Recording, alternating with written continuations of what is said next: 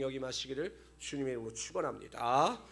오늘은 창세기 37장 1절에서 11절까지 말씀입니다. 구약 성경 56페이지를 찾아 주시기 바랍니다. 구약 성경 56페이지 창세기 37장 1절에서 11절까지 말씀이 되겠습니다. 다 찾으셨습니까? 제가 요즘에는 창세기 강의를 하면서 여러분들에게 그 설명을 잘 안 드렸는데, 우리가 보통 창세기를 시작하면서 창세기는 꼭 기억해야 할 것이 사건과 인물이라고 말씀을 드렸습니다. 기억하십니까? 1장부터 11장은 4대 사건, 12장부터 50장은 4대 인물이라고 말씀을 드렸습니다. 다 아시니까 한번 해보세요. 4대 사건이 뭔지. 창조. 홍수가 막 나면 안 되죠. 인간이 타락을 해야죠. 타락, 그 다음에 홍수 심판, 그 다음에 바벨탑 사건. 이것이 1장부터 11장까지 있는 4대 사건입니다. 그리고 12장부터는 성경은 4대 인물로 믿음의 조상 아브라함을 비롯하여 이삭, 야곱, 요셉에 이르기까지 설명을 하고 있습니다. 오늘부터 우리가 살펴볼 인물이 바로 요셉입니다. 아브라함도 이삭도 세상을 떠나버린 야곱만 남은 상태에서 어찌 보면 가장 많은 분량을 차지하는 인물 중에 하나입니다. 요셉이 하나님 앞에 어떠한 믿음을 보였기에 하나님께서 또한 요셉을 어떻게 사용하셨는지에 대한 자세한 내용이 나오고 있습니다. 우리 1절 읽도록 하죠. 1절 여러분들 크게 읽읍시다. 시작. 야곱이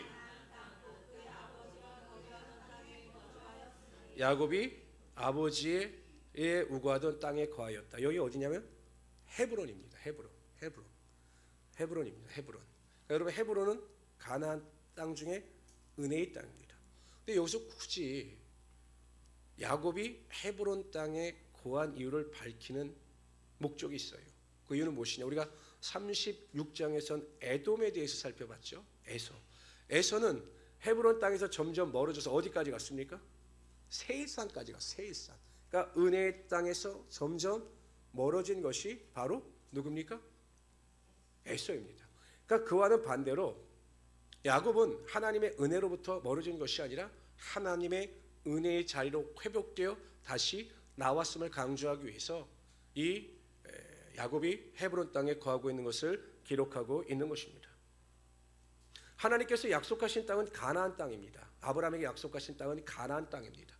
그러므로 아무리 그 땅이 척박하고 살기 어렵다 할지라도 하나님께서 택하신 자들은 반드시 그 땅에 거해야 하는 것입니다. 그러니까 하나님께서 약속하신 그 약속의 땅 가나안 땅에 머물 때 하나님께서 그 땅에 머무는 자들에게 은혜를 베푸시고 축복을 베푸시며 하나님의 능력을 그들의 삶 가운데 반드시 임하게 하여 주시는 것입니다. 그러니까 여러분, 우리가 인생을 살아보면서 신앙생활을 하면서 정말 중요한 것 중에 무엇이냐면 성도들도 어느 자리에 있느냐가 굉장히 중요합니다. 그리고 어느 자리를 삼하여 나가느냐가 신앙에 큰 영향을 끼치는 것입니다. 여러분, 우리가 잘 알고 있는 맹모 삼천지교 아시죠? 맹모 삼천지교. 맹자의 어머니가 그 교육열이 워낙 세가지고 대치동으로 이사를 했다는 이야기죠. 뭐 그런 비슷한 내용이죠.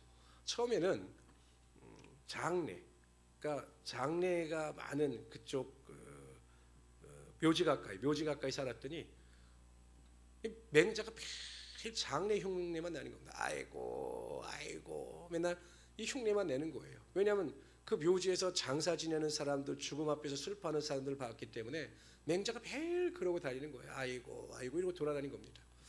안 되겠다라고 싶어서 이번에는 맹자의 어머니가 시장 근처로 이사를 했습니다. 그때 이번에는 어떻게 합니까? 물건 사이소 맨날 장사꾼들의 흉내만 내는 겁니다. 그래서 어쩔 수 없이 글방 대치동 옆으로 갔더니 거기서 열심히 공부를 하더라는 거죠. 인간은 사회적 동물이기 때문에 사회적 영향을 받습니다. 환경의 영향을 받게 되어 있는 것입니다. 그러니까 성도들을 제외하더라도 모든 사람들에게는 환경이 절대적인 영향을 끼쳐요. 요즘에 여러분 특히 그렇지 않아요? 예전에는 개천에서 용이 난다라고 했는데 요즘에는 우리나라의 사회 구조가 개천에서 용이 나기 힘든 구조가 되어버렸다라고 이야기를 합니다. 그러니까 그만큼 환경의 영향을 많이 받는 것입니다. 성도들도 마찬가지입니다. 어느 자리에 있느냐에 따라 하나님의 축복도 결정되어지고 우리의 믿음도 결정되어지는 것입니다. 여러분, 아브라함과 롯이 가축이 많아지니까, 이 땅은 좁고 가축이 많아지니까 어쩔 수 없어서 이제 분리를 합니다. 근데 아브라함이 먼저 롯에게 이야기하죠. 뭐라고 이야기합니까? 네가 먼저 가라. 네가 우하며 나는 좌하고 네가 좌하며 나는 우하겠다. 이렇게 이야기를 합니다. 그래서 헤어졌습니다. 그래 누가 먼저 선택을 했습니까? 롯이 먼저 선택했죠. 롯의 유일한 기준은 무엇이었냐면 한 가지였습니다. 그 한 가지가 무엇이냐? 얼마나 내 가축을 잘 먹일 수 있느냐가 오직 목적이었어요. 그래서 소할 땅으로 갑니다. 물이 풍부하고 목초지가 풍부한 소할 땅으로 갑니다. 롯이 생각하기엔 그 자리가 가장 자신의 인생에 있어 축복의 자리라고 생각했을 것입니다. 그런데 나중에 어떻게 됩니까? 그 자리가 자신의 인생에 있어서 가장 저주의 자리가 되고 말았습니다. 아내도 이렇죠. 딸로 인해서 모압과 암몬이라고 하는 정말 하나님께서 미워하시는 그러한 잘못된 결과를 낳고 말았던 것입니다. 아브라함은 어떻습니까? 하나님께서 그에게 말씀하셨습니다. 동서남북을 바라봐라. 내가 밟는 땅을 내가 다 내게 줄 것이다 라고 말씀하셨습니다. 그러나 소알과 또한 처럼 화려하고 좋은 곳을 택하여 나간 것이 아니라 아브라함은 하나님을 예배할 수 있는 척박한 땅인 헤브론으로 올라갑니다. 그리고 헤브론 땅에서 하나님을 예배하고 하나님께 제사할 때 하나님께서 아브라함을 믿음의 조상으로 세워주시고 그의 삶에 하나님의 축복의 은혜와 능력이 나타나게 하여 주셨던 것입니다. 저는 우리 모든 성도님들이 항상 있어야 할 은혜의 자리를 기억하시고 항상 그 은혜의 자리를 통해서 하나님께 영광과 찬양과 존귀를 돌리며 살아갈 수 있는 우리 성도들이 되시기를 주님의 이름으로 축원합니다. 이렇게 수요 예배에 나와서 예배의 자리를 채우고 하나님께 예배하고 하나님께 기도하고 하나님을 찬양하는 여러분들이야말로 하나님께서 이 자리를 통해서 하나님의 영광과 하나님의 축복이 반드시 임하게 하여 주실 것입니다. 이 시대야말로 성도들이 자신의 자리를 지키는 것이 참으로 어려운 시대입니다. 요즘에 여러분 이런 수요 예배, 주중 예배, 금요 기도에 참석하기가 너무 어려워요. 왜냐하면 하고 싶어도 환경이 그렇게 열악하기 때문에 온전히 예배의 자리에 나오기가 쉽지 않다는 것입니다. 그러나 우리는 어찌하든지 간에 하나님이 원하시는 그 자리에 나가야 합니다. 사모하여 어찌하든지 그 자리에 나가야 합니다. 그럴 때 하나님께서 여러분의 믿음을 통해서 그 있어야 할 자리에서 축복하시며 여러분의 인생을 도우심으로 하나님의 능력이 반드시 나타나게 하여 주실 것입니다. 우리 2절부터 4절까지 37장 2절부터 4절까지 한 절씩 교독합시다. 여러분들이 먼저 읽어주세요. 2절 시작.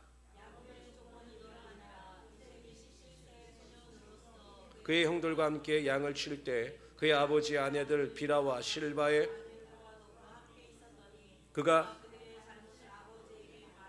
요셉은 노년에 얻은 아들이므로 이스라엘의 여러 아들보다 그를 더 사랑함으로 그를 위하여 채색옷을 지었더니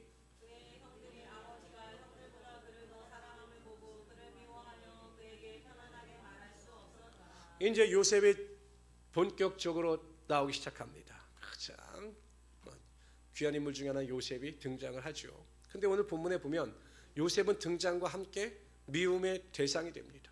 형들에게 미움의 대상이 돼요.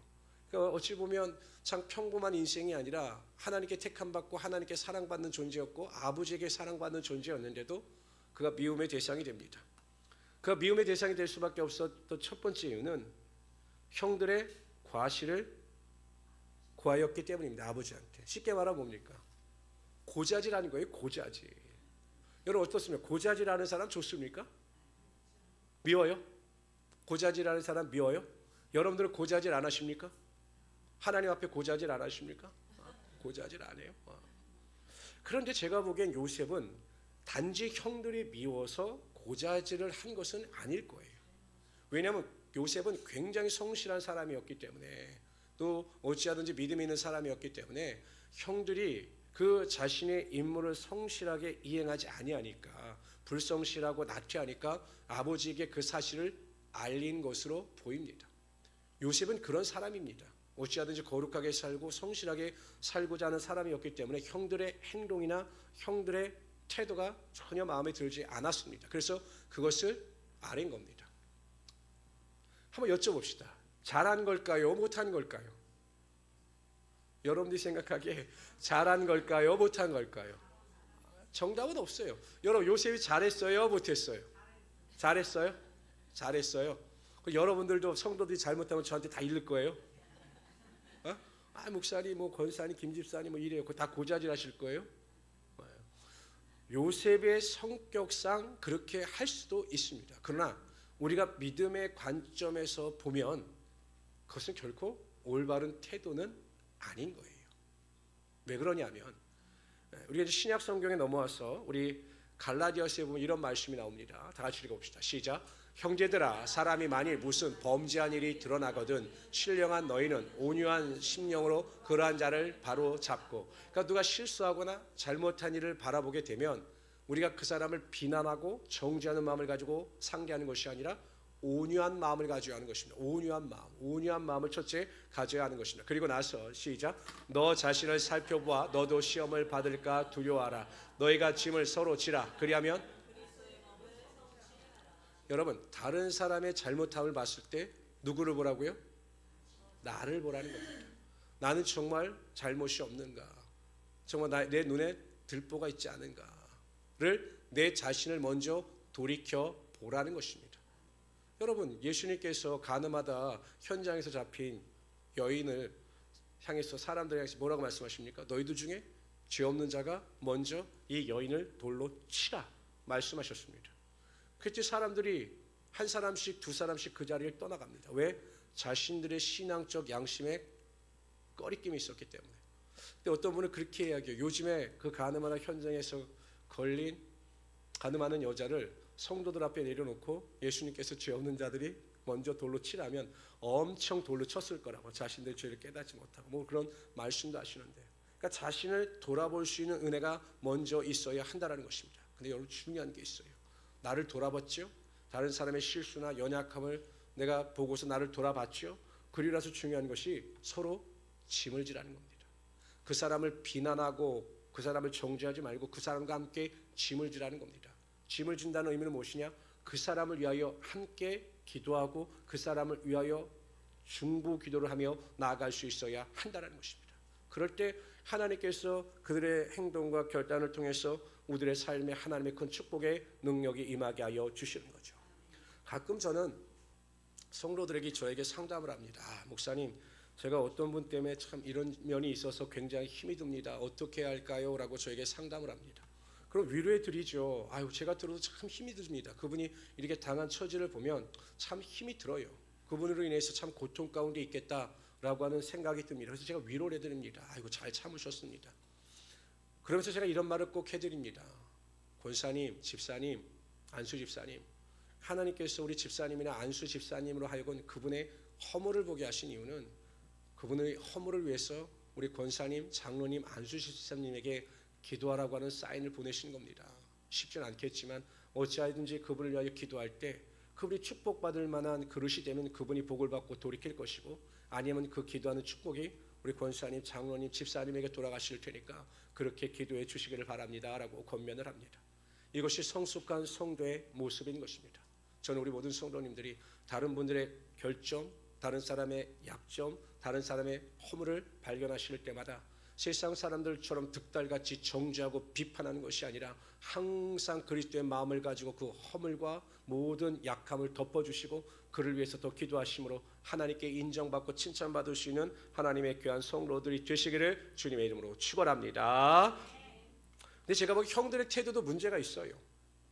왜냐하면 요셉이요, 성경에 나와 있지 않지만 바로 아버지에게 가서 이르지는 않았을 거예요. 분명히 반듯한 사람이라 형들에게 이야기했겠죠. 형들 이러면 안 됩니다. 이러면 안 돼요. 성실하게 일해야 합니다 라고 이야기를 했을 겁니다. 그렇다면 자신들의 잘못을 인정하고 그 잘못됨을 인정함을 통해서 자신의 삶의 태도를 바꿨더라면 오히려 그들도 더 큰 훌륭한 사람이 될 수 있었을 텐데, 오히려 자신에게 뭐라고 한 요셉에 대하여 악한 감정을 가지고 있다는 것입니다. 사회에서도 어떤 사람들이 자신의 분야에서 나름대로 잘 성공을 거두느냐라고 이렇게 조사를 해보면 다양성이 있습니다. 다양성. 나름대로 잘 사는 사람이 다양성이 있는데, 나름대로 성공한 사람들의 가장 큰 특징 중 하나가 뭐냐면 수용성이 강하다는 거예요. 수용성. 이 수용성이란 무엇이냐? 다른 사람이 나에 대해서 무슨 말을 할 때 그것을 잘 흡수하여 또 그것에 통해서 나의 약점을 개선시켜 나가는 사람이 수용성이 강한 사람입니다. 근데 성도들은 수용성이 강할까요? 약할까요? 여러분 생각하기 어떠세요? 나는 신앙적인 면에 있어서 수용성이 강하다, 약하다. 약합니까? 강합니까? 누가 여러분들에게 아이고 집사님 요즘 왜 기도 안 하세요? 기도하세요. 아유 요즘 왜 이렇게 예배 토대가 불성실하세요? 왜 또 주중 예배 안 나오세요? 아이 좀 나오세요. 이러면 어떻습니까? 그것을 받아들일 때 기분도 좋고 내가 그렇게 해야 되겠다. 내가 잘못했다. 이렇게 받아들이십니까? 아니면 말하면 기분이 나쁘십니까? 제가 정답을 알려드릴까요? 거의 안 받아들여요. 제가 목회자로서 상담을 하고 제안을 하면 별로 기분이 안 좋아 보이십니다. 그래서 저도 그냥 지적을 안 하고 기도할 뿐인데, 그러나 누군가가 정말 가장 귀한 시간에 여러분들에게 어떤 내 신앙에 대한 방향이나 내 신앙에 대한 태도를 이야기해 줄 때, 더군다나 그 말씀해 주시는 분이 기도하는 분이고 믿음의 모범을 보이는 분이 말씀하신다면 그것을 내 것으로 받아들여 내 삶의 신앙의 태도를 바꾸면 오히려 하나님의 더 큰 축복이 여러분 삶 가운데 분명히 임하게 될 것입니다. 그래서 항상 우리 성도님들은 수용성, 내가 정말 내 잘못이나 내 약점에 대해서 누군가 이야기했을 때 이 수용성이 크심으로 말미암아 하나님의 더 큰 은혜와 능력을 맛보며 살아가시길 바랍니다. 두 번째, 요셉이 형들에게 미움을 받은 이유는 야곱이 편애했기 때문에 그래요. 편애했기 때문에. 여러분 어떻습니까? 10손가락 깨물어 안 아픈 손가락이 없지요. 이렇게 자녀들을 보면 다 마음이 애절하고 다 마음이 간절하지요. 그렇죠? 근데 그 가운데 더 예쁜 자녀가 있습니까? 없습니까? 솔직히 이렇게 자녀가 둘, 셋 있어요. 근데 더 마음이 가고 더 예쁜 자녀가 있어요? 없어요? 우리 김은희 집사님. 있죠? 내가 말하지 않아도 그 눈빛을 대고 내가 볼 때가 있어요. 가끔. 있어요. 왜냐하면 아무래도 마음이 가는 자녀가 있죠. 뭐 그 마음이 간다라고 하는 것이 뭐 그 자녀가 뭐 뛰어나고 훌륭해서가 아니라 또 여러 가지 부족한 거가 있기 때문에 더 마음이 가는 자녀도 있을 수 있고요. 그런데 이 야곱에게 있어 요셉은 아픈 손가락이었죠. 왜냐하면 자신이 가장 사랑하는 라헬이 나왔는데 또 라헬이 그만 죽었기 때문에 이 요셉에 대한 애틋함이 대단했을 것입니다. 그래서 보다시피 형제들과 다르게 채색 옷을 입혔어요. 그 당시 보통 고위직에 있는 사람들이 입는 옷을 이 요셉에게 입힌 겁니다. 근데 곰곰이 생각해 보면 여러분 야곱도 편애로 인한 상처를 받고 고통을 당한 사람이에요. 왜냐하면 그 어머니 리브가 뱃속에 있을 때 하나님께서 분명히 큰 자가 작은 자를 섬길 것이다라고 말씀을 하셨죠. 그런데 이상하게 이삭처럼 영적인 사람도 하나님의 뜻을 분별하지 못하고 형 에서를 편애합니다. 하나님의 뜻은 야곱에게 있는데 에서를 편애하죠. 리브가는 그래도 하나님의 음성을 들었기 때문에 야곱을 편애하죠. 나중에 여러분 부부간에 서로 속이고 아들 아버지 간에 속이고 그런 가정의 불행한 역사가 일어나고 말지 않습니까? 편애 때문에 야곱도 이방 땅으로 멀리 가서 삼촌 라반의 집에서 20년 동안 그렇게 고생하고 돌아왔는데 그러한 야곱이 또 편애를 하고 있다는 것입니다. 그러나 이것이 어찌 보면 인간의 한계일지도 모릅니다. 그러나 교회 안에는 절대 차별이 없어야 합니다. 하나님은 우리를 차별하시는 하나님이 아니십니다. 우리가 복음에도 나타나시지 헬라인이나 유대인이나 복음에는 모든 하나님의 의가 다 동등하게 임하게 되는 거죠. 교회 안에서도 어떠한 소유나 또한 명예나 권력에 의하여 그 사람이 차별받거나 어떤 사람이 특별한 우대를 받는 것은 하나님께서 기뻐하시는 것이 아닙니다. 만약 교회 안에 그러한 일이 벌어지고 있다면, 편애하는 일이 벌어지고 있다면 그것은 절대 하나님께서 기뻐하시는 일이 아닐 것입니다. 그럼 여쭤봅시다. 저는 편애할까요? 편애하지 않을까요? 여러분들 느끼시기 어떻습니까? 제가 누구를 편애한다고 생각하십니까? 한번 하긴 말 못하겠죠. 속으로 에이 목사님 저도 알아요. 목사님 누구 좋아하시잖아요. 근데 저는 편애는 없습니다. 절대 없습니다. 왜? 하나님께서 아시기 때문에 편애를 하지 않습니다. 근데 가끔 오해하는 분들은 있더라고요. 아이고 목사님, 제가 아는데 목사님 그쪽에 대해서 굉장히 사랑이 많으신 것 같아요. 이렇게 생각하시면 됩니다. 이렇게 생각하시면 돼요. 어느 날 목사님이 유독 어느 집사님에게 관심을 보이시고 사랑을 보이신다. 그럼 이렇게 하시면 됩니다. 아마 그 가정에 문제가 있나 보다. 이렇게 생각하시면 돼요. 그러니까 제가 신앙적으로 힘들어하는 분이나 또 새로 오신 분들이나 여러 가지 환경적인 일에 제가 기도가 필요하신 분들에 대해서는 더 적극적으로 다가가고 적극적으로 기도하고 적극적으로 그분들에게 묻습니다. 여러분들에게 자세하게 그 성도들의 삶의 형편에 대해서 제가 말씀드릴 수는 없잖아요. 개개인의 성도의 삶에 대해서. 그러나 저만 알고 있는 일이 있기 때문에 제가 더 적극적으로 기도해드리고 관심을 표명하고 또 그분을 위해서 더 신경을 쓰는 일이 더 많아질 수밖에 없는 거죠. 건강한 자들보단 그래도 힘들고 어려운 자들에게 관심을 가지고 신경을 써야 하는 것이 그럴 수밖에 없는 겁니다. 저도 우리 모든 성도님들도요. 교회 안에 보면 내가 좋아하는 사람도 있죠. 제가 그걸 좋아하는 사람, 싫어하는 사람은 어떻게 하느냐? 주일날 밥 먹는 거 보면 압니다. 밥 먹는 거 보면 알아요. 내가 딱 보면 저 사람들끼리 좋아하는구나 알아요. 다 이해가 가죠. 왜냐하면 밥을 먹는데 정말 내가 편한 사람과 밥을 먹으면서 대화를 나누는 것도 정말 좋고 행복한 일입니다. 그러나 정말 믿음이 성숙한 성도들은 항상 뒤돌아봐야 할 것은 우리는 즐겁고 행복하지만 우리 때문에 소외되는 사람은 없나? 밥을 먹는데 식사하는데 혼자 쓸쓸하게 밥을 먹는 사람은 없나를 잘 살펴서 그러한 사람들이 소외감을 느끼지 않도록 그러한 사람들이 외로움을 느끼지 않도록 우리가 적극적으로 신경 쓰고 그 사람들에게 다가갈 수 있어야 하는 것입니다. 저는 우리 모든 성도님들이 그러한 사랑의 단계까지 이룰 수 있도록 편애가 아니라 공평한 사랑을 가지고 그리스도의 마음을 가지고 섬기는 사랑을 가지고 살아갈 수 있는 우리 귀한 성도들이 되시기를 주님의 이름으로 축원합니다. 우리 5절부터 11절까지 읽죠. 여러분도 5절 읽어주세요. 시작.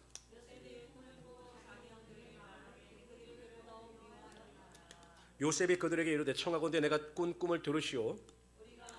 곡식단을 묶더니 내 단은 일어서고 당신들의 단은 내 단을 둘러서 절하도이다.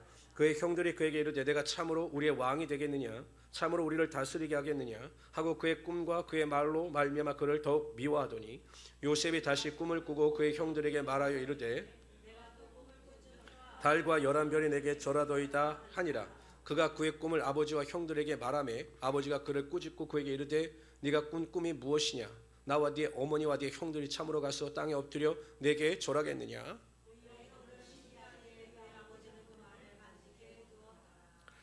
진짜 요셉은 눈치가 없지 않습니까?